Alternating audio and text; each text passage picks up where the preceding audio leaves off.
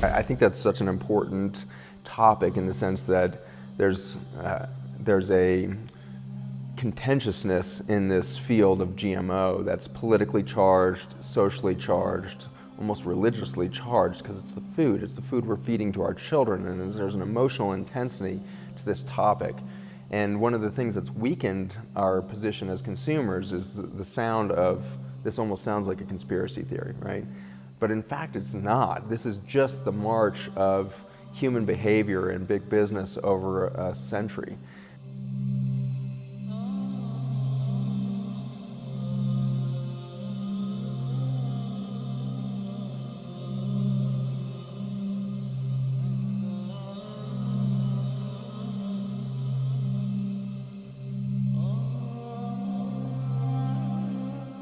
First of all, what's a GMO? Genetically modified organism. They're swapping individual genes or sequences of genes, pulling it out of one organism's DNA and putting it into another organism's DNA. The process itself creates a lot of problems, and they don't even focus on that. They focus on the traits. So here are the traits. Now, there are 5 major genetically modified food crops: soy, corn, cotton, canola, sugar beets. Also a 6th, alfalfa, used as hay for animals. All of those 6 are engineered with a trait called herbicide tolerance. They take a gene, generally from bacteria, and put it into the DNA of the plants so that the plants can be sprayed with certain weed killers that would normally kill them. So Roundup Ready crops can be sprayed with Roundup. Liberty Link crops can be sprayed with Liberty. And the crops absorb these weed killers, which are poisonous, and we eat them. So we'll be talking about in the summit what could go wrong by eating a weed killer. The other type of crops are the BT producing crops. BT is Bacillus thuringiensis. Basically, it's a poison. It's an insecticide. It breaks open the stomach of insects to kill them. It comes from a natural soil bacteria.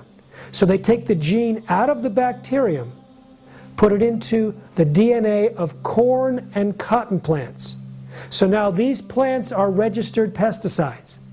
So about 80% of the crops that are genetically engineered are engineered not to die when sprayed with poisonous weed killer, and about 20% produce a poisonous bug killer. So our food won't die, but everything else around it dies. The bugs, the worms in the soil, all the weeds. The good bacteria in the soil. The good bacteria, it soaks into the plant and it does not wash off. The problem with that is that there's a chemical in it called glyphosate, which destroys our gut bacteria. 70% of our immune system is there. Without that gut bacteria, we can't produce tryptophan. Without tryptophan, our bodies don't produce serotonin. Without serotonin, we can't regulate blood sugar.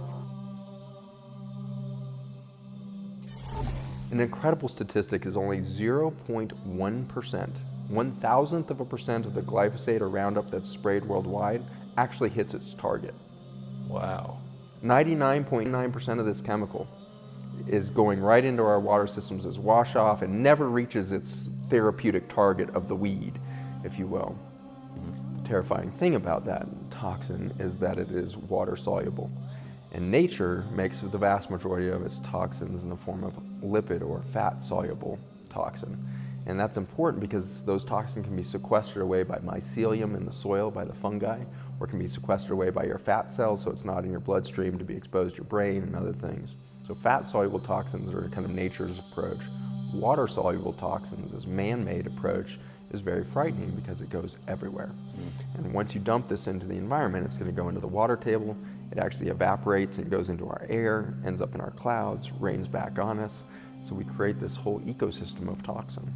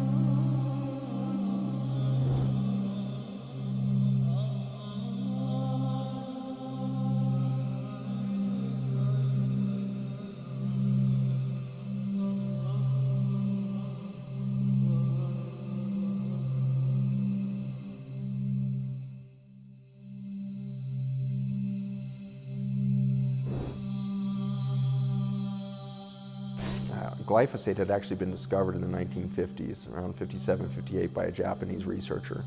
And he had put it on the shelf, I think realizing that this toxin would be horrible in the environment. So he kind of discovered this organophosphate and had patented it. Monsanto bought that patent for pittance and then moved it into consumer use. And its first patents were really around its use as an antibiotic, not as a weed killer. Really? And so that is an interesting, little tidbit, is that they understood what this toxin was doing to biology, even though they've claimed, continue to claim that this doesn't have any human biologic toxicity to it. They knew that it was killing life at a very basic level, at the microbial antibiotic effect of it. It's been repatented over the years as an anti-parasite, as an antiviral, all these different things. And so they have seen that everything this touches, whether a plant or a bug, it kills. And the way in which it does that is interesting, that it actually blocks the ability of this enzyme pathway, which is called the shikimate pathway. These enzymes make the ringed aromatic amino acids. So we already took one amino acid kind of out of the equation with glycine, and then by this glycine toxin organophosphate, we block the shikimate pathway, and we suddenly lose the ability to make our ringed aromatic amino acids, which include things like tryptophan. And that's, it's such a subtle marketing tool that the companies have used. Glyphosate's now made by every chemical company on earth. The 5 big ones in the US all make it. And most of it's actually made in China now. It came off patent in 2007, so everybody's making this chemical now. And what they continue to point out from a marketing standpoint is that, well, there is no human target because this enzyme pathway is just in bacteria and plants. And so if we put it there, it kills them. But since humans don't have this enzymatic pathway, the shikimate pathway, there is no target for glyphosate in the human. That's what they've been claiming. However, if you ask what is that enzyme pathway and what does it do, what it makes are what we call the essential amino acids, i.e. the amino acids the human body can't manufacture. The vast majority of the amino acids in those 26 we can make on our own. So 4 of those essential amino acids, so at least half of them are now taken out of the equation. And so they say, well, this isn't important for humans because it just happens in plants. Well, humans rely on that plant or that bacteria to deliver those essential amino acids that we can't manufacture. So we've literally robbed ourselves of a subset of the alphabet.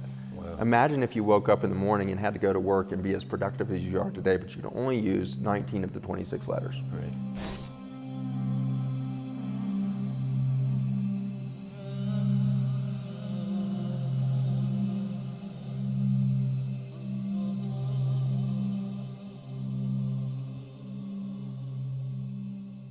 I think by and large the consumer has been so confused and blinded by this constant marketing, constant messaging that genetically modified crops are a necessary thing to feed the world. Right. We have 7 billion people. We have to feed them. We would have starvation if we didn't have GMO crops. And I've heard that before.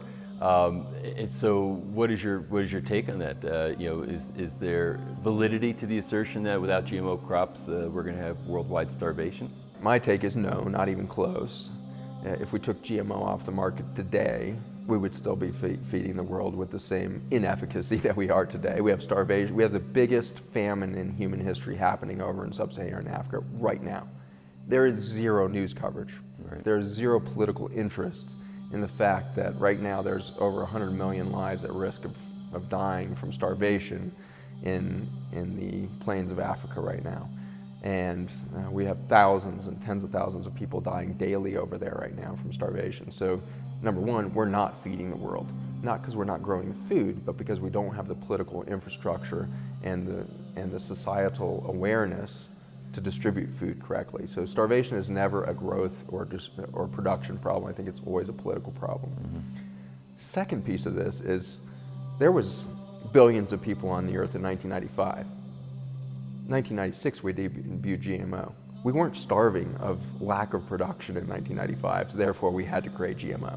So it's such an artificial argument that we would starve without GMO crops. We couldn't feed the world. It's totally bogus because we only have to back up 20 years to realize we were feeding the world then, we are feeding our world ineffectively even now with all of the GMO.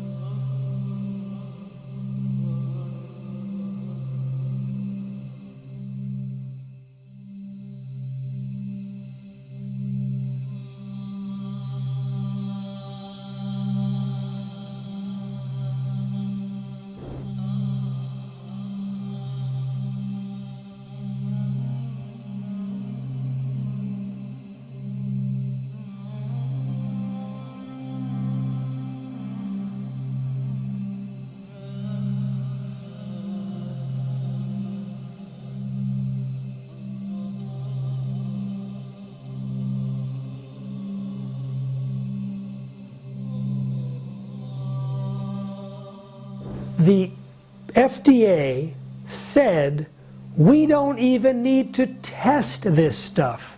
It's completely safe. You ask the biotech industry, Monsanto on its website, no human tests are necessary. I say, yeah, a test is underway on all of us. The problem is there's no control group, no monitoring, no experiment. However, when you look at the animal feeding studies, when you look at what people say when they get rid of GMOs, when you look at what doctors say when they prescribe non-GMO diets to thousands and thousands of patients, when you look at what happens to livestock when they're taken off of GM soy and corn, according to the farmers and veterinarians, and when you look at the diseases that have actually gone up since GMOs were introduced, it tells a different story.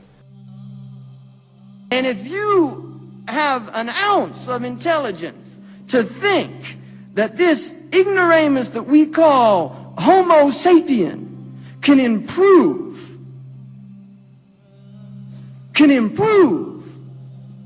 on perfection, can improve on the God-given seed, the seed of life. If you believe that man, this is called hubris in the ancient Greeks, this is what destroys man, is his arrogance, his belief that he can do things that he is not qualified to do. And the sign of an intelligent man is to know his limits.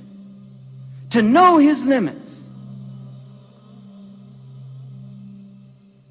Really, we have to question what is going on out there, and our silence is complicity. The silent one is complicit in the crime. If you stand by and watch a crime happening, you're part of that crime. You're aiding and abetting that crime if you don't do something about it.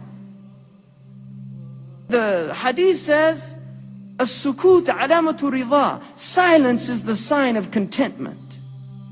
Silence is the sign of contentment. We should be standing up. The Europeans went out and marched in large numbers to prevent genetically modified food. And yet these things, people aren't even debating these things because we have an educational system that makes us docile, that makes us think. Like John Taylor Gatto said, it makes people accept orders even if they're stupid. It makes them accept. There's people that, there was an old lady in England, and she was pouring tea. She had her cream there. And as she was pouring it, she said, you know, something very strange about this cream. When I was young, I remember cream going off really fast. But this cream doesn't go off anymore. It'll last 2 weeks.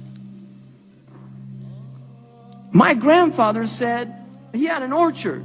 And he used to tell us if we found a worm in the apple, he said, I wouldn't eat an apple a worm wouldn't eat.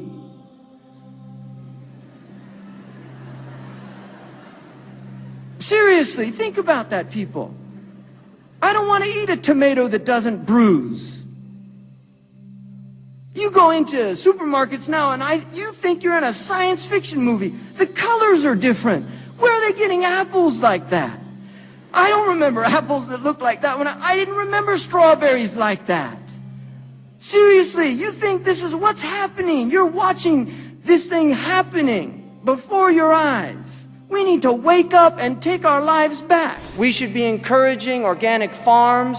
We should be encouraging organic gardens. We should be at the forefront of the urban homesteading movement. These are things that Muslims should be involved in.